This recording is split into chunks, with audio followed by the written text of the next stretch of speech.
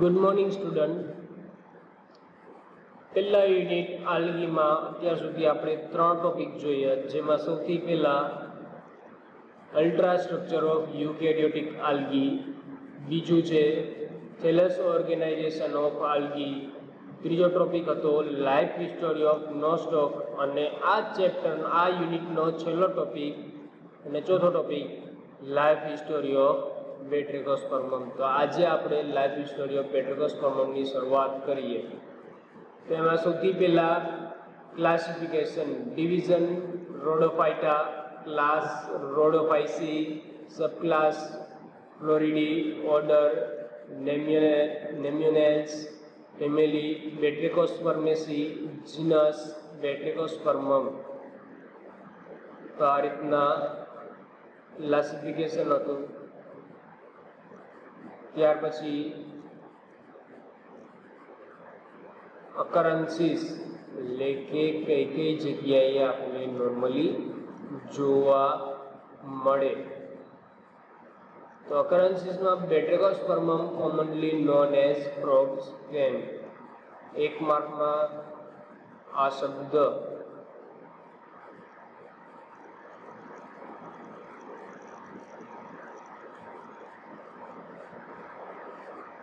જે frog Spain છે એ frog spawn તરીકે Batrachospermum commonly known as frog spawn. Frog spawn એટલે કે જે દેડકાના ઈંડાનું જૂથ હોય એને ફ્રોગ સ્પેન તરીકે ઓળખી શકાય.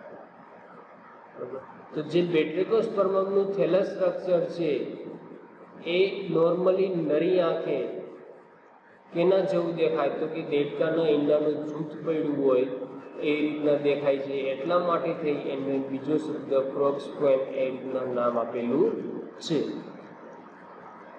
Is widely distributed in both tropical and subtropical temperate region.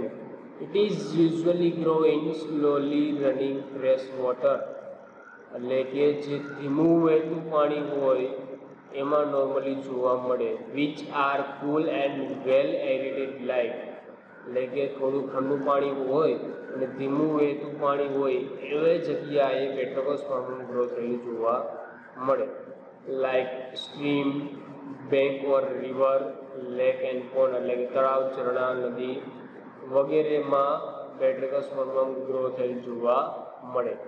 It prefers shady condition where it found attached to the substratum near the water bodies.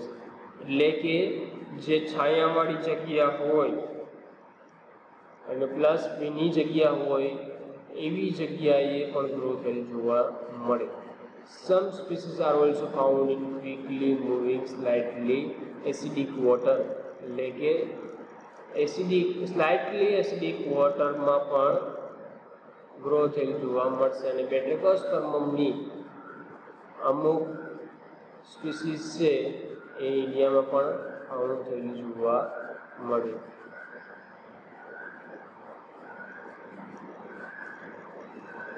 ત્યાર પછી છે thallus structure of Batrachospermum. Batrachospermum thallus is filamentous, branch, soft and gelatinous and adhesive with naked eye. એટલે કે બેટ્રિકોસ્પર્મમનું જે થેલસ structure છે એની diagram જોઈએ આપણે પહેલા. તો આ રીતના આખું થેલસ સ્ટ્રક્ચર જોવા મળે, જે ફિલામેન્ટસ સ્ટ્રક્ચર હોય પ્લસ જીલેટિનિયસ શીટ ફરતી કરાવેલું હોય અને એમાં આ રીતના અલગ અલગ બ્રાન્ચ જોવા મળશે. અને નેક આય એટલે કે બેટ્રિકોસ્પર્મમને આપણે નરી આંખે પણ જોઈ શકાય. જેમ નોસ્ટોક ને આપણે નરી આંખે જોઈ ન શકાય તેમ માઇક્રોસ્કોપિક આલ્ગી છે, જ્યારે બેટ્રિકોસ્પર્મમ છે એ મેક્રોસ્કોપિક આલ્ગી છે, એટલે કે નરી આંખે આપણે એને જોઈ શકાય. It is bluish or olive green અથવા તો or violet green or reddish in colour. જે બ્લુઇશ ગ્રીન, વાયોલેટ ગ્રીન અથવા તો રેડિશ ઇન ગ્રીન કલર જોવા મળશે. 3 કલરમાં જોવા મળે. ઓલિવ ગ્રીન, વાયોલેટ ગ્રીન અથવા તો રેડિશ ઇન કલર. કેના કારણે? તો કે એની અંદર રહેલા પિગમેન્ટ. તો ક્યાં પિગમેન્ટ હોય એ આગળ આપણે જોશું સેલ સ્ટ્રક્ચરમાં. The thallus is monosyconous and consists of number of elongated cells. મોનોસિકોનસ એટલે કે એક જાતના ઘણા બધા સેલ આવેલા હોવાથી એને મોનોસિકોનસ કહેવામાં આવે છે. The terminal apical cell is hemispherical, અર્ધગોળાકાર અથવા તો આ અર્ધગોળાકાર. The terminal cell છે એ hemispherical જોવા મળે, જ્યારે બાકીના બધા સેલ છે elongated જોવા મળે. જેમ કે અહીંયા બ્રાન્ચ છે તો એ બ્રાન્ચના બધા સેલ elongated જોવા મળશે, જ્યારે લાસ્ટ સેલ છે ટર્મિનલ સેલ છે એ કેવા જોવા મળશે? તો કે hemispherical, અર્ધવર્તુળાકાર. The plant body consists of central main axis which are differentiated into nodes and internodes. The node give type of lateral branch and branch of limited growth and the branch of unlimited. The cluster of lateral branch is called glomerular. The adult plant, the cell of main axis become corticated. જો અહીંયા જે થેલસ structure છે એ થેલસ structure main બે વસ્તુમાં divide થશે, એક lateral branch અને એક મેઇન એક્સિસ. પેલું છે મેઇન એક્સિસ અને એક લેટરલ બ્રાન્ચ. હવે મેઇન એક્સિસની વાત કરીએ તો મેઇન એક્સિસમાં આ રીતના વચ્ચે નોડ હશે અને બે નોડ વચ્ચેનો ભાગ છે અહીંયા એને ઇન્ટરનોડ કહેવામાં આવે. સૌથી પહેલા મેઇન એક્સિસ. મેઇન એક્સિસમાં વચ્ચેનો ભાગ ઇન્ટરનોડ અને અહીંયા નોડ. નોડના ભાગેથી લેટરલ બ્રાન્ચ ગ્રો થયેલી જોવા મળશે. એ લેટરલ બ્રાન્ચના પણ બે ટાઈપ છે, એક અનલિમિટેડ ગ્રોથ બ્રાન્ચ અને બીજી છે લિમિટેડ ગ્રોથ બ્રાન્ચ. જે બ્રાન્ચનો ગ્રોથ લિમિટેડ હોય એને લિમિટેડ ગ્રોથ બ્રાન્ચ કહેવાય, અને જે બ્રાન્ચમાં કન્ટિન્યુઅસલી સેલ એડ થતા રહીએ અને એની લેન્થ ઇન્ક્રીઝ થયા રાખે એને અનલિમિટેડ ગ્રોથ બ્રાન્ચ કહેવામાં આવે. આ રીતના થેલસ સ્ટ્રક્ચર હતું. થેલસ સ્ટ્રક્ચરના ફરી વખત જોઈએ તો એક તો ફિલામેન્ટના સ્ટ્રક્ચર હોય. એ ફિલામેન્ટના સ્ટ્રક્ચર બે ભાગમાં ડિવાઈડ થઈ, એક મેઇન એક્સિસ અને એક લેટરલ બ્રાન્ચ. મેઇન એક્સિસમાં બે ભાગ પડે, ઇન્ટરનોડ અને નોડ. નોડના ભાગેથી બ્રાન્ચ અરાઇઝ થયેલી જોવા મળે, એક અનલિમિટેડ ગ્રોથ બ્રાન્ચ અને એક લિમિટેડ ગ્રોથ બ્રાન્ચ. અને ક્લસ્ટર એટલે કે સમૂહ, લિમિટેડ ગ્રોથ બ્રાન્ચ અને અનલિમિટેડ ગ્રોથ બ્રાન્ચના ક્લસ્ટરને સમૂહને ગ્લોમેરુલ કહેવામાં આવે. આ હતું થેલસ સ્ટ્રક્ચર ઓફ પેટ્રિકોસ્પર્મમ. ત્યાર પછી cell structure. The cell is double wall and consists single nucleus. The chromatophore are parietal having single pyrenoid. એટલે કે parietal ફરતી બાજુ જોવા મળે અને પાયરેનોઇડ સિંગલ જોવા મળે. The chromatophore are discoid, lobed and consist pigment like R-phycocyanin, R-phycoerythrin અને chlorophyll. આ ત્રણ પ્રકારના પિગમેન્ટ હાજર હોવાના કારણે ગ્રીન, બ્લુઇશ ગ્રીન અથવા તો રેડિશ ઇન કલર જોવા મળે. આ સેલની અંદર R-phycocyanin, R-phycoerythrin અને ક્લોરોફિલ જેવા પિગમેન્ટ હાજર હોવાના કારણે જે પેટ્રિકોસ્પર્મમ છે એ ગ્રીન, બ્લુઇશ ગ્રીન અને રેડિશ ઇન કલર જોવા મળે. Some cells of with connection with neighbour cell, એટલે કે અમુક સેલ બાજુના સેલ સાથે કનેક્ટ જોવા મળે. આ તો સેલ સ્ટ્રક્ચર. ત્યાર પછી રિપ્રોડક્શન.